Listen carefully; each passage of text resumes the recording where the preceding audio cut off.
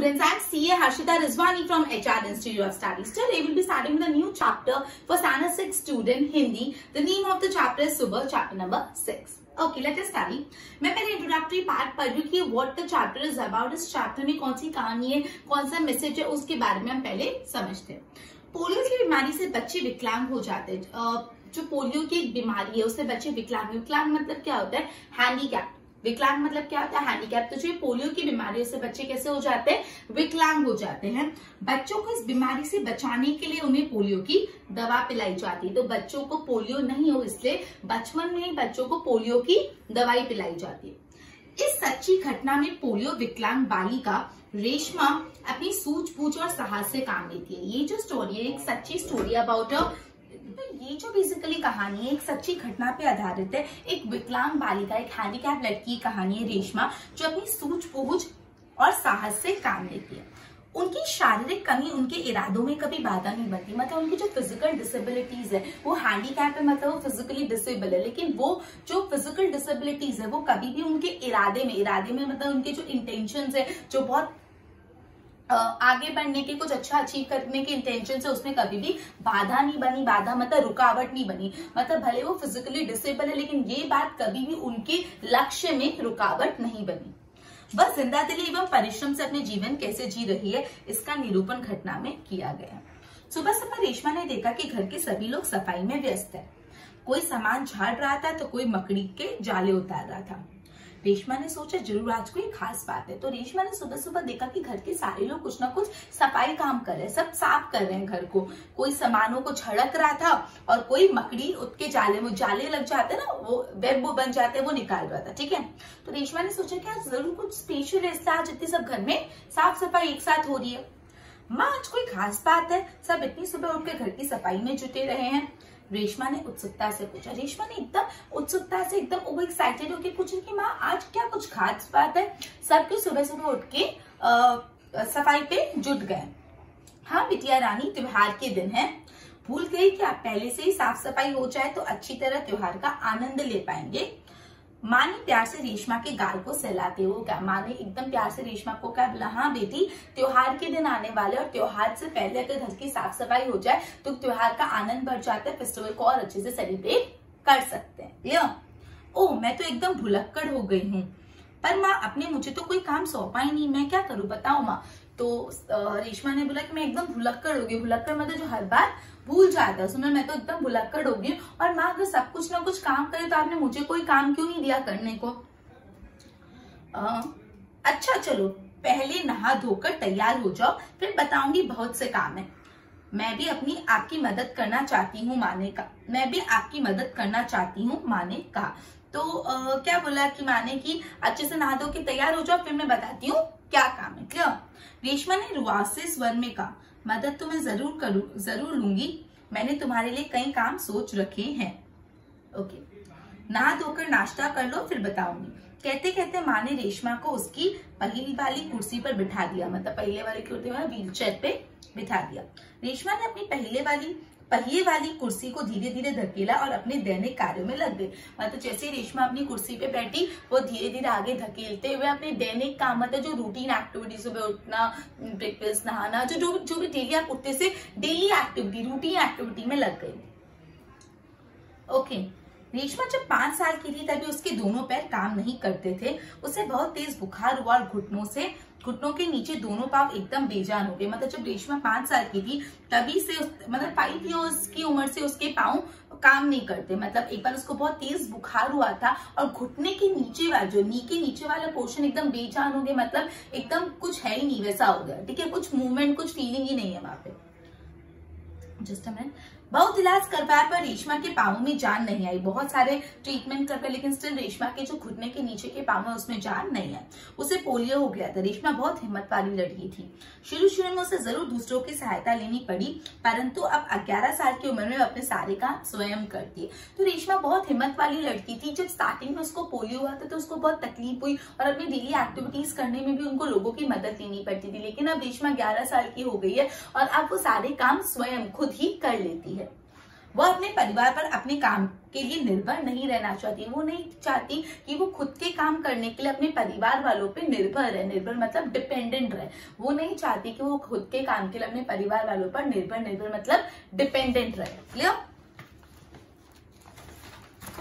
परिवार के सभी सदस्य, पिताजी, छोटा भाई गोलू, दादी जी, दादाजी सभी उसे बहुत प्यार करते। तो मतलब परिवार के जितने भी सदस्य मतलब मेंबर्स, कौन कौन? पिताजी हो गए, उनका छोटा भाई गोलू, दादी जी, दादा, सब रेशमा को बहुत प्यार करते हैं। वह सबकी आंखों का तारा है, मतलब बहुत लाडली है, सबकी आंखों का तारा, मतलब सबकी फेवरेट है। माँ ने रसोई घर में सारे बर्तन, डिब्बे, बोतलें नीचे उतारकर साफ कर दिए थे। उन्होंने रेशमा को आवाज दी, रेशु अगर तुमने नाश्ता कर लिया तो काम में मेरा हाथ बताओ। तो माँ ने क्या किया था, सारे बर्तन, डिब्बे, जो भी बोतल है सब साफ कर दी थी, नीचे उतारकर साफ कर दिए थे। फिर उन्होंने रेशमा को आवाज दी कि रेशमा अगर तुम्हारा ब्रेकफास्ट नाश्ता हो गया तो आओ मेरी मदद करो। हाँ माँ मैंने नाश्ता कर लिया, दूध का मेवे वाला दलिया बहुत अच्छा बना था। तो रेशमा ने बोला हाँ मम्मा मैंने नाश्ता कर लिया और जो दूध का मावे वाला दलिया था वो बहुत टेस्टी बना था। उसने अपनी मदर को बोला। माँ मैं हाथ धोकर अभी आती हूँ। रेशमा अपनी कुर्सी से धकेलते हुए रसोई घर में पहुंची। रेशमा माँ को बर्तन डिब्बे पर टेबल लगाकर पकड़ाती गई और माँ उन्हें व्यवस्थित ढंग से सजाती गई। रसोई घर फिर से चमकने लगा। मतलब वो अपनी व्हील चेयर पे किचन में गई और सारे डिब्बे अपनी मम्मी को पकड़ाती गई और मम्मी उसको व्यवस्थित तरीके से रख दी गई और पूरा का पूरा किचन वापस चमक गया। पिताजी दफ्तर चले गए। माँ को लड्डू बनाने के लिए कुछ जरूरी सामान चाहिए था। गोलू तो बहुत छोटा था। अब पिताजी ऑफिस चले गए थे और मदर को उसकी लड्डू बनाने थे और लड्डू बनाने के लिए कुछ इंग्रेडिएंट्स, कुछ सामग्री सामान चाहिए था और गोलू बहुत छोटा था। दादी जी दादाजी बहुत बुजुर्ग थे, गोलू छोटा था, दादा दादी बहुत एजेड थे। अब सामान कौन लाए? पापा चले गए ऑफिस, मम्मी को सामान चाहिए, भाई बहुत छोटा, दादा दादी बहुत बड़े, तो कौन सामान लेने जाएगा? माँ परेशान थी। रेशमा ने कहा सामान मैं ले आऊंगी। तो माँ टेंशन थी, मेरे को तो लड्डू बनाने और सामान कौन लाएगा? तो रेशमा ने क्या बोला, सामान मैं ले आऊंगी। क्लियर? बस आप मुझे सामान की लिस्ट और एक थैला दे दीजिए। आप मुझे लिस्ट दे दीजिए क्या क्या लाना और एक थैला दे दीजिए, मैं ले आऊंगी। तुम ले आओगे अकेली? माँ ने पूछा। हाँ माँ, एक बार पहले भी तो लाई थी। रेशमा की आवाज में दृढ़ता थी। तो माँ ने बोला तुम कैसे लेके आओगी? तो रेशमा ने बोला इसमें क्या हुआ, मैं एक बार पहले भी तो लेके आई थी। एकदम दृढ़ता थी, दृढ़ता मतलब एकदम स्ट्रॉन्ग रही थी। बोला हाँ मैं ले आऊंगी, और बिल्कुल डरी नहीं। तो ठीक है तुम ही ले आओ, लेकिन ध्यान से जाना, सारा सामान नुक्कड़ वाली दुकान से ही मिल जाएगा। तो बोला ठीक है अच्छे से जाना। नुक्कड़ वाली दुकान मतलब क्या होता है? जो नाके पे दुकान, एकदम कॉर्नर, गली के कॉर्नर में दुकान होती है ना, वहां पे सारा सामान मिल जाएगा, वहां से जाके ले आओ। थोड़ी देर बाद रेशमा सारा सामान लेकर लौटी। उसने गोलू को आवाज दी, गोलू ये लो तुम्हारे लिए टॉफी। थोड़े टाइम बाद रेशमा पूरा लिस्ट का सामान लेके आ गई और उसने क्या बोला, गोलू को आवाज दी, गोलू ये लो तुम्हारी टॉफी। गोलू टॉफी पाकर खुशी से उछलने लगा। कुछ ही दिन बीते थे। एक दिन शाम को रेशमा का घर दियो से झिलमिल प्रकाश से जगमगाने लगा। इस बात को थोड़े दिन हुए थे और रेशमा का घर एकदम दियो से चमकने लगा। मतलब पूरी लाइटिंग थी, पूरे दिए लगे हुए थे, पूरा मोहल्ला जगमगा रहा था, पूरा का पूरा मोहल्ला जगमगा रहा था, सब एकदम ब्राइटन हो गया था, जहाँ रोशनी ही रोशनी थी। क्या जमीन क्या आसमान, जमीन क्या आसमान क्या, हर जगह क्या था, उजाला, हर जगह क्या था, रोशनी। दादी जी ने बताया कि दीपावली अंधेरे पर उजाले की जीत का त्योहार है। दादी जी ने क्या बताया था, जो दिवाली है ना, अंधेरे पे बताया कि दीपावली अंधेरे पर उजाले की जीत का त्योहार है। मतलब जब अंधेरा छा जाता है तो जो उजाला है अंधेरे को हराता है और खुद जीतता है। तो ये विक्ट्री हम सेलिब्रेट करते हैं by festival of Diwali. Diwali क्या करता है, अंधेरा हटा के जीवन में रोशनी, प्रकाश, आनंद लाता है।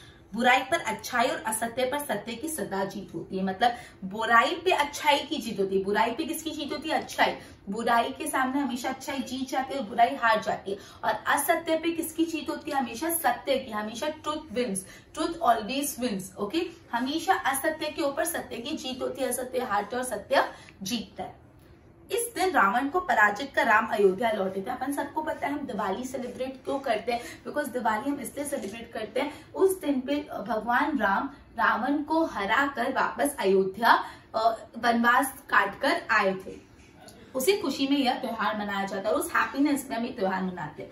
रेशमा और गोलू बड़े ध्यान से दादी जी की बातें सुन रहे थे। दादी जी ये सब बातें जो बता रही थी, तो रेशमा और गोलू दोनों मिलके अपनी दादी जी की बातों को बहुत ध्यान पूर्वक सुन रहे थे। कुछ देर बाद सबने मिलकर पूजा की और प्रसाद खाया। थोड़ी देर बाद सबने दिवाली की पूजा की और सबने क्या खाया, प्रसाद खाया। गोलू अपने दोस्तों के साथ पटाखे छुड़ाने में मग्न हो गया। रेशमा अपने दादा दादी के साथ फुलझड़ियां जला रही थी। मतलब गोलू अपने फ्रेंड्स के साथ पटाखे जला रहा था और रेशमा क्या कर रही थी, दादा दादी के साथ फुलझड़ी जला रही थी। इतने में रेशमा ने क्या देखा कि गोलू ने जिस पटाखे को बुझा हुआ समझा छोड़ दिया था, उसमें से चिंगारी निकलने लगी। अब गोलू जब पटाखा जला रहे थे, कभी आदमी देखा कभी ये पटाखा फुस हो गया तो अपन उसको छोड़ देते हैं, बट एक्चुअली वो जो पटाखा फुस गोलू ने समझा कि ये पटाखा बुझ गया, बट एक्चुअली उसमें से फिर अचानक क्या निकली, चिंगारी निकली।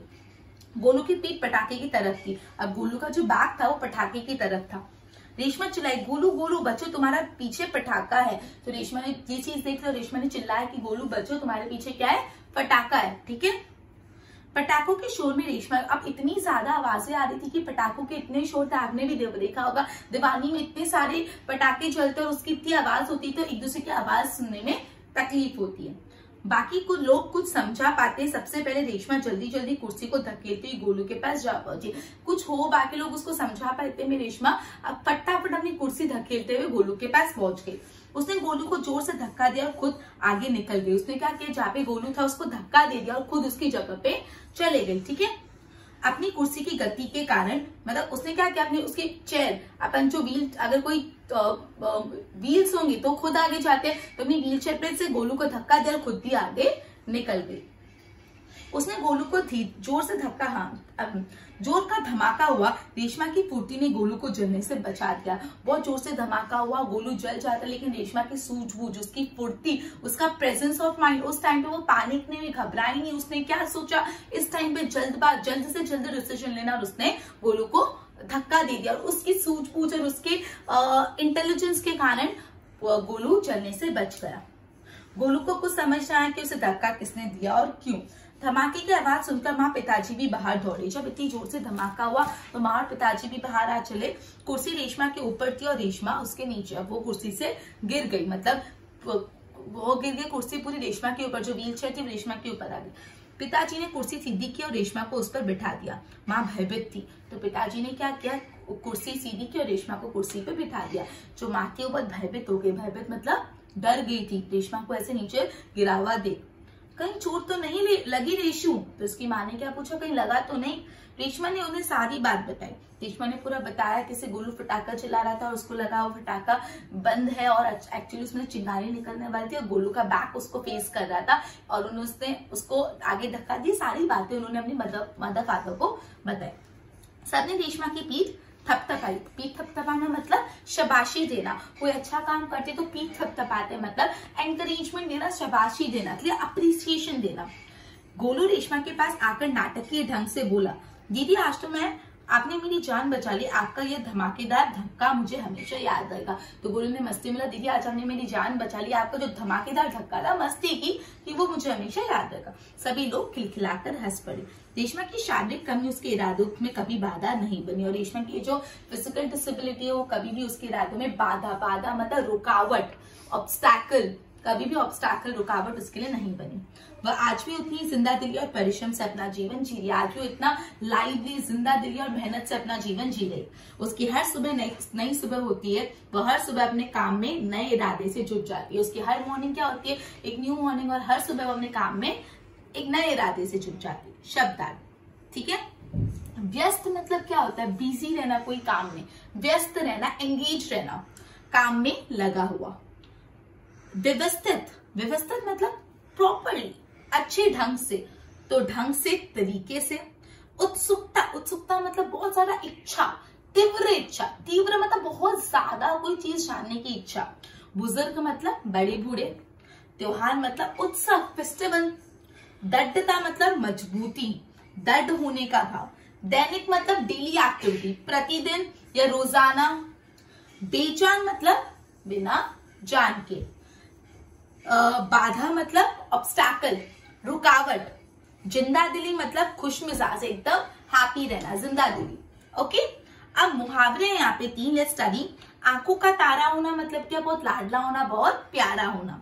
हाथ बटाना मतलब काम में मदद करना। और पीठ थपथपाना मतलब क्या होता है, शाबाशी देना। क्लियर? सो ये अपना चैप्टर था, chapter number 5 of standard 6। The name of the chapter was सुबह। इसमें अपन ने रेशमा नाम की एक लड़की की जिंदा दिल की कहानी सुनी, उसके परिश्रम की कहानी सुनी, उसकी जो शारीरिक परेशानियां थी, जो शारीरिक उसकी कमियां थी, मतलब जो फिजिकल डिसेबिलिटीज थी, कभी भी उसके इरादों में क्या नहीं बनी, बाधा नहीं बनी। बाधा मतलब रुकावट नहीं बनी। सो इस चैप्टर से अपन को ये सीखने मिलता है कि हमेशा अपने इम्परफेक्शंस को एक्सेप्ट करके लाइफ में आगे बढ़ो और ज्यादा से ज्यादा अचीव करो। हर सुबह सोचो कि आज का दिन कैसे अच्छा बनाना है। ओके, सो स्टूडेंट्स, अभी नेक्स्ट लेक्चर में अपन नेक्स्ट स्टोरी पिकअप करेंगे। Till then, good bye.